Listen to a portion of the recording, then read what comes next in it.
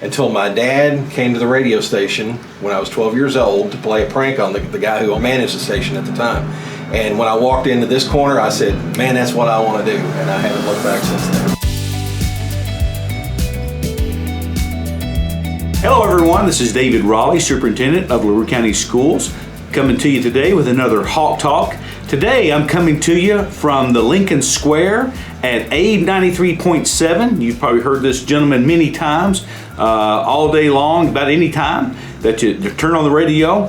I know we were just talking here just recently about the kind of music he plays and how he comes to determine that. So without any further introduction, Mr. Cale Tharp. Cale, good to see you today. Thank you, Mr. Raleigh. Appreciate you having me. Listen, it's kind of flip roles here. Typically, you're over there asking. You're going to ask the questions today, right? Yeah, okay. Well, a few, okay. Yeah. This is going to be difficult because I doubt that there's very few people out there that are watching who don't know who Cale Tharp is, haven't heard Cale Tharp's voice, haven't seen you in some capacity. Could you? My bill collectors know me very well. Yeah. So if you don't mind, if you could just share a little bit about you and who you are and what you do and your connection to the school district, I'd appreciate that. Well, I was born and raised here in LaRue County, lived here my whole life. Married to Tracy Tharp, who is a teacher at HES. She's been there for almost 30 years teaching kindergarten, loves every minute of it. Been in radio since I was 12 years old. Actually started right here on this corner. This is where I cut my teeth, and that's why we were so excited. Corner. This corner is where the radio station originated back in the early 70s. And so we were very excited that we could purchase the building and move the station back to where it started. Grew up on a farm, wanted no part of doing anything but farming when I was growing up, until my dad came to the radio station when I was 12 years old to play a prank on the guy who owned the station at the time, or managed the station at the time. And when I walked into this corner, I said, man, that's what I want to do. And I haven't looked back since then. You just knew it. Yeah. And you're very good at what you do. Thank you. You know, so that's always a good thing. I think, you know, what do they say? Find something you love to do. You'll never work a day in your life. That's right. Is that the way you feel about that? That's the way I feel about it. I'm here just about every day. We live just down the street. People say, man, you're there all the time. You know, if I want to go home for an hour or two, I can do that. That's the flexibility of owning the business, and you can get away and do it. You mentioned the school. You know, Tracy works in the school. Got a great partnership with you and the school board and the school system. You guys are very supportive of the radio station, and anytime we need to know if something going on, the door's open and you come in and, you know, you're good at sharing what's happening. Well, and I think that goes both ways. You know, we depend on you to get some of our messages and some of our stories out to the community and some stakeholders, as well as you know, we try to support what you're doing. You know, I mean, one of the great things that you do, and I think you mentioned to me before we started this about the viewership. I say viewership, could be listenership. Yeah. Of this last football game, and so the E-Town game was huge, and I feel like the upcoming Bardstown game will be no different. And that's one of the things when we had the idea. First of all, my wife told me I was crazy when I said I want to buy a station, because I was working for someone, getting a regular paycheck. I don't know what that is anymore, but she was very supportive, and, you know, we talked it through, and you know, talked to a lot of people before we made this investment. One of the things I wanted to do was to be extremely local, and that meant carrying the high school football and basketball games, local news, obituaries, all the things that, you know, people enjoy hearing on a local radio station. Which is very cool. You know, the majority of my teaching experience came from Lexington, Fayette County, and so there you even though, you know, I love Lexington, but you don't get that, you know, that feel of. You know, for instance, just to give you, for instance, you know, if I drive by and you give me a shout out, yeah. You know, little things like that. And I'm not the only person that appreciates those. I know I've talked to several people that appreciate when you give them a shout out. Hey, if you drive by here and you wave at me, you're going to hear about it. If you don't wave at me, you're going to hear about it. But look at this. You talk about you're not working. Look at the view we've got here. I mean, this is the best view in Hodgenville. So how can you call this work when you get to enjoy this every day? Yeah, and I've told you before, like I've been down here before, like on during the winter, and it's snowing, and I said it's like you're sitting in your own little snow globe here. Mm-hmm. Yeah, and as a matter of fact, already got Christmas decorations up out in the square, so you get to make that transition. Shout out to Mayor Phelps and the great crew at the City of Hodgenville for working on that yesterday, and we'll do the tree lighting ceremony coming up soon. So I get to look at that every day. I mean, this is great. Yeah. Sound like Dick Vitale. This is awesome, baby.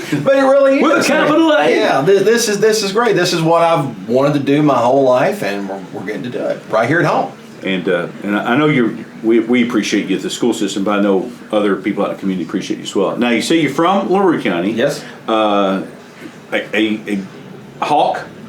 In other words, Class of '88. Class of '88. That's where I was going for. Class of '88. So, what has that been like to come back to your hometown where you went to school and establish a business? Well, people that went to school with me know that I was working on the radio when I was in high school and even latter part of junior high school, so they knew this is what I wanted to do. But to come back and do it in my hometown, I can't really put it into words. It's just fantastic. Yeah.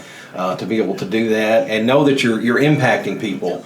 You know, I was at an event earlier today, and what's a guy who's advertising, and he's doing his own commercial, which I encourage people to do their own commercials. Mm-hmm. And he said, I've had so many people tell me, you know, that they heard it and that I did a great job, and that's what makes you feel good when you're getting results like that. Yeah, because people like to hear their voice and whatever it is they're connected to. They like to hear that on the air. And again, it goes back to the school system. We really appreciate when you allow us to come in and talk about things that are going on there, and all the events, or if it's just trying to hire new people. So when I first got to this community, AB 93.7 was across the road, and I don't know if many folks know how this whole thing transpired, but if you could talk a little bit about the history of what this place was and how you made that transition from there to here. Well, I knew I wanted the station to be downtown because that's where everything is happening. And when the radio station was here back in the 70s and early 80s, when they had to move out, it was never the same. And I made a promise, and it took me 30 some years to do it. I said, man, if I ever get a radio station, it's going to be back on the square. And we weren't able to get this location at that time, but we went over to the Hazel building and rented from Ron Mather. And then we found out that Jim Whitlow, who owned this building, was going to retire and was willing to sell it. And we started talking, and here we are. Yeah. And we were able to move it back to this original home. And everybody who comes in says, you really do have the best view in town. I mean, this is where the station started, and that's where it's at today. And that's what I find very interesting, very unique, is the fact that you are where it began. And many people will talk about that. Do they ever reminisce about the? Oh yeah, I had a guy, Chester Guy, who's a graduate of LaRue County. I think he lives in Evanston County now. Worked at the radio station back in the 70s and early 80s. He came by here just a couple of weeks ago and checking the place out. He actually sent me some pictures of back in the day. Of what it used to look like back then. So yeah, I get those all the time. Greg Harbin, his sister's Linda Grimes. You probably know Linda from here. Greg lives in Louisville, but he listens online all the time. Yeah. And that's what's changed the industry a lot too, that people can listen on the internet. We didn't have that back in the day. You just had AM or FM, and that was it. Right. So now people can listen, all over the world. But yeah, a lot of those folks reminisce about the good old days. And I don't know if how many people have not been here to see your decor and how you design this, but they need to check it out because it's kind of in line with what Hodgenville is known for. Abraham Lincoln, and I have to give a shout out to Mike Wiseman down at Carolyn James. Mike did all my work for me, and I was still across at the Hazel building, and I'd come over every day. Well, what do you think, Mike? So Mike came up with the idea to do a cabin theme for Abraham Lincoln. He made the ceiling beams. That's some old barn lumber that from my mom and dad's farm is where the trim came from, and that was all Mike's idea. So I have to give all the credit to Mike for coming up with this idea, and he nailed it. Yeah, it's great. It's very very comfortable in here. You forget, I do anyway, and maybe it's because I'm in here so much, but you forget that you're actually in a radio station. Cale, again, and I keep coming back to this because I've told you this, and we're so appreciative of the partnership that the school system has with AB 93.7. Can you talk about maybe some of the events that you have helped to promote and sponsor over the years with us? Well, of course, we carry the high school football and basketball games. In the middle of the pandemic, when things were crazy, we actually let Travis Gay and Denise Skaggs come in. They recorded all the seniors' names, and we aired that on just so they, I think they did like a parade maybe, and they played the radio station on all the loudspeakers and people could listen on their cars. But that's something that we did. You have to kind of reinvent yourself. This has been crazy the past couple of years, and so we were glad to do that. Anytime there's a fall festival or some, the principals reach out to me, and I welcome that information to tell me what's going on. Because if I don't know it, I can't talk about it. Yeah. So that's great to have that. That's right, and we're going to continue to have them to reach out to you and to let you know what's going on. And there's quite a bit going on. So again, being someone who is born and raised here, you graduated from here, you're a business owner here. Obviously, you're invested, and so I'm sure that you want to see the future of LaRue County move in a certain direction. What is your vision? If I had to ask you your vision for LaRue County, what does that look like? That's a good question. I've lived here my whole life, but until I started actually working here and owning a business here, I didn't realize that we had 250,000 people that come to Lincoln's birthplace every year. I knew there were a lot of people that came out there, but 250,000 people, and we don't have a place for them to stay. Now, we do have Lincoln Lodge that the McDowell family has opened, and they're doing a great job, but I feel like we could use a hotel here. I think that would be great. We've got the Lincoln Parkway that connects us with E-Town, and the recent announcement about the Ford plant in Glendale, that's a game changer for not only Hardin County but LaRue County and this entire region. Yeah. So I feel like, and I know our county judge Blake Durrett is looking into that, and I don't remember exactly how he worded it, but he said we want to grow, we want to keep our charm, but we want to capitalize on this and take advantage of it. Yeah. So I think definitely a hotel would be a great convention center. We had the extravaganza. I think you were here for the extravaganza this year. You remember it rained all day. It was like Noah's Ark.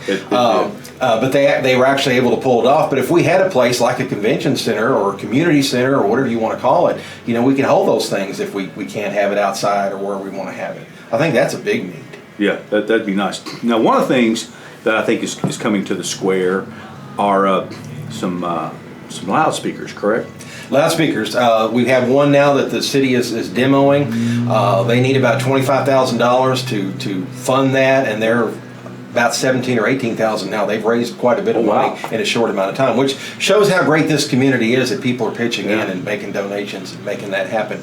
But that's going to go on the square, and the goal is to go all the way down to Creekfront. So when we have Lincoln Days, the Good Time Cruisers Car Show, Extravaganza, Light Up Downtown, Trick or Treat, all those great events, people will be able to hear, because especially Light Up. People complain, well, I can't hear what's going on when people are singing or talking. So we're going to solve that problem. And as you mentioned, that benefits multiple organizations, lots of different people. So we're not talking about just one group of people that's going to that could take advantage of that. That's everybody. And I'm taking advantage of it because during the day they play 93.7. So that's great. Well, I came over here for a Chamber of Commerce meeting maybe a week or so ago, and obviously when I walk by the corner here, I can hear it here. But by the time I got down there, I was like, I could still hear that. Yeah. Well, then Sandy said, yeah, they're demoing one of the speakers, and so that's just one. So I can imagine how many are they wanting to put in? There's a total of 10. Yeah. And based on how loud one is, they may be able to expand on down closer to Creekfront than they originally thought. Because 10, I think, is going to be too many for the square, just because they put out so much volume. That's pretty cool. And you can control that from any location. You can control it right now. They're controlling it from City Hall, but you'll be able to remotely control that and set it up on a schedule, which is the way they're doing it right now. They've got it scheduled to play the radio station during the day, and then it just shuts off automatically. So it's a really neat setup that they have. I'm looking forward to it. You said there's already $17,000 or $18,000 raised. Yes. So you're going to pitch in the rest, right? Almost there. Yeah, absolutely. Okay. So, Cale, we've talked about several things, and so this is the part where I say, is there anything maybe that I didn't ask about or touch on that you would like to make folks aware of? Well, we live in a great community, and that's proof right there that we've raised that much money doing a sound system. Project Graduation started raising money last week. They had a roadblock. They took in over $1,000 at the roadblock, and they had a Project Graduation Day at Lee's Famous Recipe, and cars were lined up down the road. This is a great area that we live in. When there's a need, people always jump in and help out. One thing I would like to see in the school system, I think we need a trade school, some kind of trade. I know we're sending students to Nelson County right now, but I think it would be neat to have that here, because college is not for everybody. I didn't go to college. Maybe I should have taken a year or two, general courses, but I knew what I wanted to do. So as soon as I got that diploma from James B. Phelps Sr., I was ready to get into radio. But I think a trade school, would be really good if that's something that could be worked out with the school system. We need welders, we need mechanics, we need electricians, we need plumbers. We need those things. So that's something I'd like to see. Yeah, and I appreciate the feedback, and those are things that within the district we're working on. Finances are always an issue, so we're trying to figure out a way that we can, we've got more at the school now, high school. We've got more career pathways than I think we ever have. So just recently we've had health sciences, we've had a junior ROTC, but we also see the need for those things that you talked about. As a matter of fact, we had a meeting with Campbellsville University about partnering with them to somewhere, we don't know when it would be, but maybe trying to get welding, electrical, plumbing, and those kinds of things up here in our area. And there's just a lot of stuff to work through, but that's a good call on your part. Well, I see a lot of these people are retiring that have done it for years. Somebody has to replace them. We're going to have these people doing these jobs. Absolutely. And you listen, and that's the thing. We couldn't agree more. Going to college is not for everybody. And there was a time a few years ago where that was the push. Everybody's got to go to college. Well, and then what happened with these vocational based jobs that we needed? Then we didn't have enough people to fill them. So our philosophy in LaRue County Schools is about educating the whole child and about providing opportunities and for those students to be successful regardless of whether they want to go to college, they want to go to a vocational school, they want to go to the armed forces, or they just want to enter the workforce. So, because the bottom line is we need them all, to be an effective and efficient society. Well, Cale, we appreciate you very much. Thank you. Appreciate your service. Appreciate all that you do for the community, and it's always fun to come down here and chat with you, whether it's you're asking questions or I'm asking questions. And remember, that's Abe 93.7 online, abe937.com. I got to put in that plug. There you go. All right, you can listen to us on AM, FM, on your stream, on your Alexa device, and that's the technology has changed so much, but we're trying to take advantage of it, and it's just good to get that feedback that people. Well, I'm listening on my Alexa. So, yeah, hey, whatever. It works. Cale doesn't care as long as you're listening to Abe 93.7. All right, that does it for another episode of Hawk Talk. And before we close out here, Cale, I think you will agree with me. It's always a great day to be a Hawk.